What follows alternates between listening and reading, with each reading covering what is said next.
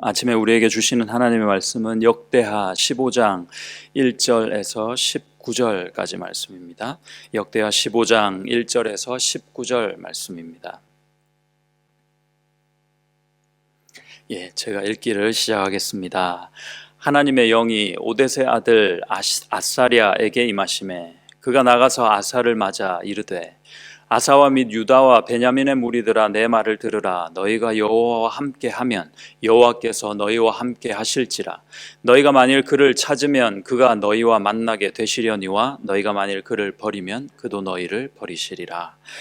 이스라엘에는 참신이 없고 가르치는 제사장도 없고 율법도 없은 지가 오래되었으나 그들이 그 환난 때에 이스라엘 하나님 여호와께로 돌아가서 찾음에 그가 그들과 만나게 되셨나니 그때 온 땅의 모든 주민이 크게 요란하여 사람의 출입이 평안하지 못하며 그 나라와 저 나라가 서로 치고 이 성읍이 저 성읍과 또한 그러하며 피차 상한 바 되었나니 이는 하나님이 여러 가지 고난으로 요란하게 하셨습니다. 그런즉 너희는 강하게 하라. 너희의 손이 약하지 않게 하라.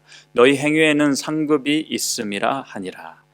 아사가 이 말 곧 선지자 오뎃의 예언을 듣고 마음을 강하게 하여 가증한 물건들을 유다와 베냐민 온 땅에서 없애고 또 에브라임 산지에서 빼앗은 성읍들에서도 없애고 또 여호와의 낭실 앞에 있는 여호와의 제단을 재건하고 또 유다와 베냐민의 무리를 모으고 에브라임과 므낫세와 시므온 가운데에서 나와서 저희 중에 머물러 사는 자들을 모았으니 이는 이스라엘 사람들이 아사의 하나님 여호와께서 그와 함께 하심을 보고 아사에게로 돌아오는 자가 많았음이더라. 아사왕 제15년 셋째 달에 그들이 예루살렘에 모이고 그날에 노력하여 온 물건 중에서 소 700마리와 양 7,000마리로 여호와께 제사를 지내고 또 마음을 다하고 목숨을 다하여 조상들의 하나님 여호와를 찾기로 언약하고 이스라엘 하나님 여호와를 찾지 아니하는 자는 대소 남녀를 막론하고 죽이는 것이 마땅하다 하고 무리가 큰 소리로 외치며 피리와 나팔을 불어 여호와께 맹세하매 온 유다가 이 맹세를 기뻐한지라. 무리가 마음을 다하여 맹세하고 뜻을 다하여 여호와를 찾았으므로 여호와께서도 그들을 만나 주시고 그들의 사방에 평안을 주셨더라. 아사 왕의 어머니 마아가가 아세라의 가증한 목상을 만들었으므로 아사가 그의 태우의 자리를 폐하고 그의 우상을 찢고 빻아 기드론 시냇가에 불살랐으니 산당은 이스라엘 중에서 제하지 아니하였으나 아사의 마음이 일평생 온전하였더라. 그가 또 그의 아버지가 구별한 물건과 자기가 구별한 물건 곧 은과 금과 그릇들을 하나님의 전에 드렸더니 이때부터 아사왕 제35년까지 다시는 전쟁이 없으니라. 아멘. 오늘 말씀을 읽으면서 참 시원하고 흐뭇한 마음이 듭니다. 계속해서 우리는 역대하 말씀을 통해서 이스라엘 백성의 그 역사를 보고 있습니다. 우리 짧은 인생사에도 이렇게 좋은 일만 계속되면 얼마나 좋겠나 이런 생각도 해보는데요. 성경은 그 비밀이 있다 합니다. 방법이 있다 합니다. 이렇게 간단히 결론 짓고 있는데 2절을 보십시오. 너희가 여호와와 함께 하면 여호와께서 너희와 함께 하실지라. 너희가 만일 그를 찾으면 그가 너희와 만나게 되시려니와 너희가 만일 그를 버리면 그도 너희를 버리시리라. 오늘 우리 말씀을 다 읽고 오늘 이 아침에 그래, 하나님과 함께 하는 게 맞지, 그래야지 이렇게 다짐하시는 여러분 모두 되시기를 축복드립니다. 아사왕은 그렇게 살았다고 합니다. 아사왕은 그렇게 살았다. 적어도 오늘 본문 말씀은 그렇게 얘기합니다. 8절을 한번 보시니 8절 이하를 쭉 이렇게 눈다짐으로 보시면요, 아사왕이 하나님의 뜻을 받잡아 우상을 제거하고 여호와의 제단을 재건하며 그리고 또 온 백성들과 함께 하나님만 구하겠다, 하나님만 찾겠다 이렇게 맹세까지 합니다. 그들의 역사 가운데서 보면 참 훌륭한 일입니다. 드문 일입니다. 그런 일을 해냈는데요, 그런데 가만히 생각할 때 왕이라고 해서 이런 일들이 쉽기만 했을까? 좀 그렇지 않았을 것이다 싶습니다. 8절만 다시 보시면요. 그 중에 아사가 이 말 곧 선지자 오뎃의 예언을 듣고 어떻게 했다고 합니까? 마음을 강하게 했다 합니다. 왜 마음을 강하게 했을까요? 마음이 좀 연약하니까. 그럴만 했으니까 마음을 다시금 붙잡는 거죠. 마음을 강하게 하다의 히브리어가 가자크입니다. 그 용례에 따라서 의미가 많은데요. 의미의 그 계속되는 어떤 개념이 있습니다. 한 세 가지 정도로 저는 파악이 됐습니다. 하나는 뭐냐면은 용기입니다. 용기. 또 하나는요, 용기를 가지고 결단을 해야 되는 뜻이고요. 마지막으로는요, 결단을 했으면 빨리빨리 처리를 해야 돼요. 신속입니다. 지금 아사왕이 2차 종교 개혁을 실행하고 있는데 그러기 위해서는 그의 확고한 결단이 필요하고요, 용기가 필요했다 하는 거죠. 그냥 자동으로 되는 게 아니라 자연적으로 선천적으로 이는 용기 있고 결단력이 있는 그가 아니라 마음을 강하게 해야 했다는 것입니다. 어째서 결단과 용기가 필요했느냐 볼 때 그 결단과 용기가 필요한 시점을 가만히 보니까 구스, 에티오피아와의 전쟁에서 대승을 거두었잖아요. 하나님께 간절히 기도하고 그 기도에 응답하시는 하나님을 체험했습니다. 대승을 거둬서 온 직후입니다. 돌아온 직후. 이렇게 성공했을 때 항상 유혹이 닥치지 않습니까? 다 이루었다 싶을 때 넘어질까 조심해야 됩니다. 좀 자축할 만한 그 시점인데 하나님은 대뜸 선지자를 통해서 말씀으로 그를 깨우친다는 거죠. 어려울 때는 막 하나님을 찾죠. 그런데 응답이 되어지고 얻었다 싶고 되었다 싶을 때는 곧 우리는 자신에게 집중하기 쉽습니다. 그때가 가장 약할 때입니다. 조심해야죠. 혹시 여러분은 어떠십니까? 요즘 건강하십니까? 좀 일들이 좀 잘 되세요? 좀 평안하십니까? 만약에 그렇다면 그때 더 하나님께 가까이 가야 할 때로 생각이 됩니다. 우리의 신앙의 진가는 그때 발휘됩니다. 그때 테스트가 옵니다. 또 그에게는요, 용기가 필요했습니다. 왜냐 하니까 아사왕은 아주 어릴 때 왕위를 이어받습니다. 그래서 태후, 오늘도 나오는데 마아가의 섭정을 받게 되었습니다. 그래서 또 여기는 어머니로 묘사가 되어 있는데 아마 할머니일 가능성이 있습니다. 성경은 한 대나 두 대를 뛰어넘어서 표현할 때가 참 많습니다. 그래서 섭정을 하고 있는 태후의 눈초리를 이겨내고 개혁을 단행해야 되는 그의 모습에서 아마 용기가 필요했을 것이다 싶습니다. 그리고요, 백성들이 모시고 있던 그 신주 딴지들 다 긁어 모아가지고 다 깨트리고 불에 이렇게 불살르려면 적지 않은 반발도 예상되었을 것이고 그만큼 용기가 필요했을 것입니다. 그때 그는 마음을 강하게 했다 하는 거죠. 신앙은 매 순간 이렇게 우리에게 용기를 요구합니다. 내 자신만을 생각한다면 이때는 숨는 게 맞아요. 어떨 때 그런 때가 있잖아요. 내 자신만을 생각한다면 좋은 게 좋다 하고 넘어가야 될 때가 참 많습니다. 돌아가는 게 맞을 때가 많죠. 하지만 신앙은 그럴 때마다 우리에게 용기를 내어라 하는 듯합니다. 매일매일 그렇게 매 순간에 용기를 내는 나의 결단, 그런 것이 이어질 때 신앙생활이 유지되지 않나 싶습니다. 이런 가운데서 가만 보니까 아사의 마음에 또 아사가 이렇게 결단하고 용기를 내게끔 해주시는 하나님의 특별한 은혜가 있었죠. 너무 당연한 답입니다마는 아사에게 용기를 준 것은 다름 아닌 하나님의 말씀이다, 이렇게 증거하고 있습니다. 8절을 다시 보시죠. 8절에 보시니까 처음에 시작이 하나님의 예언의 말씀이었네요. 오뎃의 예언을 듣고 그랬습니다. 말씀을 들으니까 용기가 나게 된 거고요. 말씀을 들으니까 하면 되겠구나 싶었던 겁니다. 하나님의 사람이냐 아니냐의 차이는요, 말씀을 듣고 난 이후의 모습에서 결정됩니다.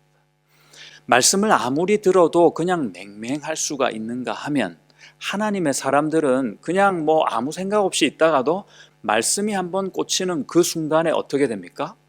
잠깐, 내가 이래서는 안 되는 거구나. 잠깐, 이 문제는 하나님이 함께 하신다고 약속하니 되겠구나. 이렇게 가슴이 훈훈해지는 거죠. 하나님의 사람, 그 사람들의 특징이 그렇습니다. 말씀이 오면 바뀐다는 겁니다. 하나님의 사람인 여러분은 말씀을 사모하시기를 축복합니다.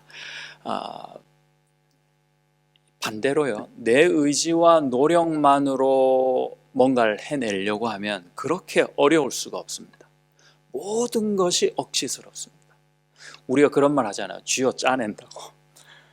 쥐어 짜낸다는 건 딱 쥐고요, 그 다음에 이걸 막 비틀어 짜내는 겁니다. 어떤 게 맞습니까, 여러분?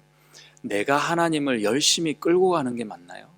아니면 하나님이 그냥 거침없이 나를 끌고 가시는 게 맞나요? 어떤 게 신앙생활, 신앙의 참모습 같으십니까? 후자가 맞겠죠. 하나님이 좀 끌고 가 주셔야 되는데, 내가 좀 끌려가야 되는데, 어떤 경우엔 우리가 쥐어 막 짜면서 하나님을 막 이렇게 땀을 이렇게 흘리면서 끌고 가는 모습도 다분하지 않나, 한번 반성을 해봅니다. 이거에 자꾸 우리가 익숙해지면 위험합니다. 기도를 하는데 자꾸 쥐어 짜야 되고요, 말씀 묵상도 그렇고 찬양도 그렇고 서로의 관계도 그렇고 봉사를 해도 헌금을 해도 자꾸 막 쥐어 짜는데 익숙해진 우리의 자신의 모습은 없나 한번 돌아봅니다. 이거 잘못된 겁니다. 베드로전서 4장 11절에 말씀하실 때, 만일 누가 말을 할 것 같으면 하나님이 말씀하시는 것 같이 하라 그랬습니다. 봉사를 할 것 같으면 하나님이 공급하시는 힘으로 하라. 그래야 어떻게 해요? 예수 그리스도로 말미암아 하나님께서 영광을 받는다 했습니다. 하나님은 우리가 쥐어짜내는 어떤 결과물에 관심이 없다 하십니다. 영광 안 받으십니다. 내가 뭔가를 좀 해가지고 하나님께 영광을 돌려드리는 인생이 돼야지, 자식된 도리로 부모님 맨날 속만 썩혀드리는 그런 자식이 돼서야 되겠습니까? 내가 막 뭘 하면 하나님이 막 그것 때문에 장하다 그러면서 마음이 그냥 시원해지고, 이런 자식이 좀 되고 싶습니다. 저는 그렇습니다. 우리는 그렇습니다. 어떻게 해야 되냐고요? 말씀을 받아야 된다고요. 성경은 그 얘기하는 겁니다. 너무 당연하지만 내가 정말 그 말씀을 받고 내가 그 말씀에 반응하느냐는 다른 문제입니다.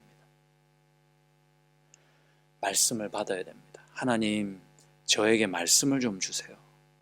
하나님, 제 인생을 끌고 갈 수 있는 비전의 말씀을 오늘 좀 주세요. 우리 예배 때마다 그렇게 기도하는 겁니다. 이 자리에 나올 때마다 하나님, 오늘도 말씀을 주세요.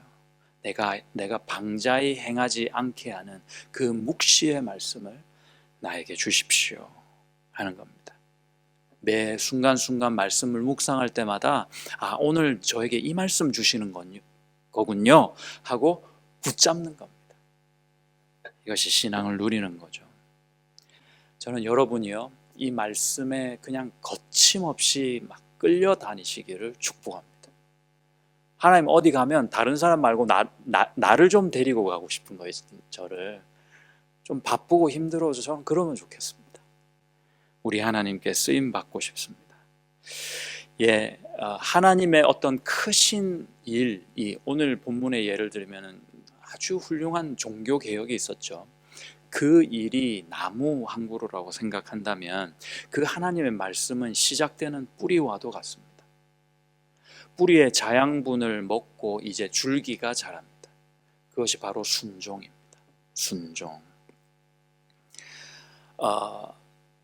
그 순종은 우리를 자라게 하죠. 영적인 나이테의 모습이 있다면 바로 순종처럼 생겼을 겁니다. 역시 어렵습니다. 오늘 본문에서는요, 본문을 가만히 볼 때, 여러분 생각해 보실 때, 이 사람들이 순종하는 게 이득이었나? 아니면 이 사람들이 순종해서 좀 손해가 있었나? 한번 보시면 좋겠습니다. 누가 순종을 했을까요? 먼저 9절을 보시면요, 남유다 땅에는 이미 북이스라엘을 떠나서 이렇게 내려온 난민들이 있었습니다. 북이스라엘 출신의 난민들이 있었습니다. 제가 난민이라고 표현한 이유는요, 그들이 원래 나고 자랐던 곳은 북쪽이에요. 북이스라엘. 거기에 자기가 다니는 학교도 있고요, 직장도 있고 집도 있었을 겁니다. 근데 그거 다 뒤로 하고 남쪽으로 온 겁니다. 이분들이요. 난민의 삶을 선택한 거죠. 마치 우리 6.25 전쟁 직후에 피난민들이 계셨잖아요. 집 다 버리고 오신 거죠.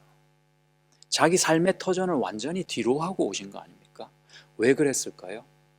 무엇이 옳으냐에 대한 판단, 그리고 그 판단에 대한 결단이 있었기 때문에 그렇습니다. 옳다 믿고 생각하는 그것에 대한 가치를 발견했던 것이죠. 이 난민들, 북이스라엘 출신의 난민들은 사실 북이스라엘도 아닙니다. 아사도 아닙니다. 남유다도 아니었습니다. 하나님을 보고 온 겁니다. 남쪽에 저왕에게 계시는 하나님이 있음을 발견한 거죠. 그 하나님을 믿는 신앙을 계속 유지하고자 그 하나님을 붙잡는 마음으로 그들은 그들의 선택을 한 것입니다. 그 하나님이 그들에게는요, 삶의 터전마저 완전히 버려도 괜찮을 만한 가치가 있으셨다고요. 난민이 되어도 괜찮을 만큼 그렇게 소중한 가치가 있었습니다. 멋있죠? 얼마나 아름답습니까? 이들이 가지고 있는 그 신앙이라는 가치가 말이죠. 그런 그들을 어떤 세상 누가 감당할 수 있겠습니까? 또 아사왕도 순종을 했습니다.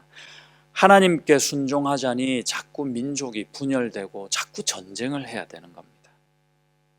게다가 오늘 본문 16절에 보니까요, 막말로 집안 꼴도 우습게 돼요. 하나님을 따르자니, 그 신앙을 쫓아가자니 말입니다. 어머니라는 그 마아가라는 그분이 그 사람이 아세라 목상을 만들어 놓은 거예요. 그래서 백성들에게는 신앙의 순결을 강조하고 종교개혁을 단행한 그가 어떻게 어머니라고 그냥 넘어갈 수 있었겠습니까? 태우의 자리를 패해버립니다. 그런 말 하지 않습니까? 종교가 다르면 집안이 분열된다고. 딱 그 꼴 아닙니까? 세상 사람들이 볼 때는. 그런데 하나님의 눈에는 그렇게 안 보이신다는 거죠. 18절에서는 게다가 재산까지 바칩니다. 은금, 그릇 같은 것들을 바쳤다고 합니다. 여러분, 다시 한번 생각해 봅시다. 순종이 나에게 득이 됩니까? 아니면 실입니까? 다 바치고 자꾸 싸우고 자꾸 안 되고 그렇게 보이지는 않으십니까? 하나님께 순종하자니 싸움이 일어납니다. 미워하는 사람이 생기고 미움을 받습니다. 재산도 손해가 납니다. 그래서일까요? 예수님은 마태복음 10장에서 말씀하시길 내가 세상에 화평을 주러 온 것이 아니라 검을 주러 왔다 하셨습니다. 이것은 가치의 전쟁이라고 보여집니다. 제가 중학교 때 한 친구가 있는데 저도 그렇고 그 친구도 그렇고 신앙을 가진 지가 얼마 안 되는 즈음이었어요. 아침에 얘가 항상 볼이 부어가지고 눈에 물이 그렁그렁 맺혀가지고 오는 거예요. 우리가 이제 동기들이 물어보죠. 무슨 일 있냐고. 대답을 들었습니다. 그 다음부터는 모르는 척 해줬습니다. 매주 그렇게 오니까. 교회 간다 그러면 엄마가 뺨을 때리는 겁니다. 아침에, 주일 아침에. 그리고 숨어 있다가 몰래 빠져나옵니다. 지각도 많이 한 친구입니다. 그래서 저희가 이제 막 부둥켜 안고 교회 건물 그 교육관 2층에서 함께 동기들이 모여가지고 울면서 많이 기도했습니다. 그 가족을 구원해 달라고. 그리고 예배 드리고 우리끼리 막 놀다가요, 집에 갈 때쯤이면은 이 녀석 뒷모습이 그렇게 짠해요. 집에 들어가면 어떻게 되겠습니까? 뻔하잖아요. 그리고 다음 주에 또 교회 그 모습으로 오게 되는 그 친구였습니다. 세상과 하나님은 늘 이렇게 충돌하는 듯합니다. 가치의 전쟁이 우리에게 늘 남아있는 거죠. 때론 실수할 때도 있지만 결국 신앙의 가치를 우리가 붙잡고 나아가게 되면요, 나라는 사람도 순종하게 됩니다. 그래서 결국 나도 우리도 승리하게 되는 것입니다. 말씀의 뿌리가 줄기에 자양분을 공급하고 줄기가 자라나면 이제 그 줄기를 통해서요, 그 자양분은 무사히 열매라는 그 마지막 단계에 도달하게 됩니다.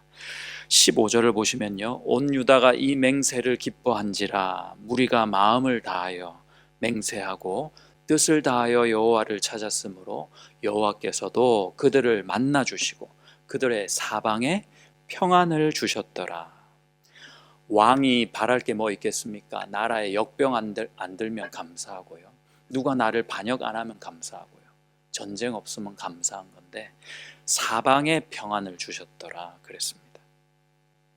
지금 그 친구는요, 열심히 교회 잘 다닙니다. 그 교회에서 성경 그룹을 인도하는 인도자가 되어 있어서 막 신이 나서 사역하고 있습니다. 자기가 없으면 무슨 교회가 안 돌아간다나 그러고 다닙니다. 네, 귀하게 살고 있습니다. 부러울 정도입니다. 마지막으로 하나만 말씀드리죠. 북이스라엘은 결국 어떻게 됐을까요? 하나님을 반역한 그들은 어떻게 됐습니까? 아수르에 망했죠. 네, 맞습니다. 그래서요, 결국 어떻게 됩니까? 하나님이 회복하십니다. 하나님이 약속대로, 야곱에게 한 그 약속대로 하나님은 결국 이스라엘도 회복하고 남유다도 이끌어 가시는 겁니다. 어떻게 알 수 있습니까?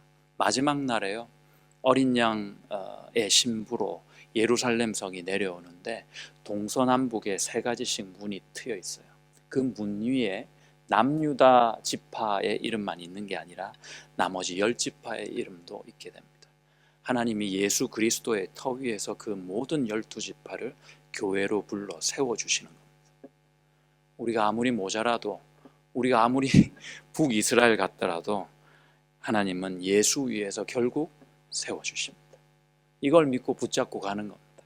그것이 약속 있는 계명입니다. 세상이 녹록지 않고 내 자신이 약하고 추해도 절망하지 않을 이유가 거기 있습니다. 이미 그분은 우리에게 말씀의 뿌리를 내리시고 순종의 줄기를 통해 평안의 열매를 맺어가고 계시는 중입니다. 이 생명나무 비전 대신 예수님을 굳게 붙잡고 오늘도 정진하실 수 있기를 그 예수님의 이름으로 축복드립니다.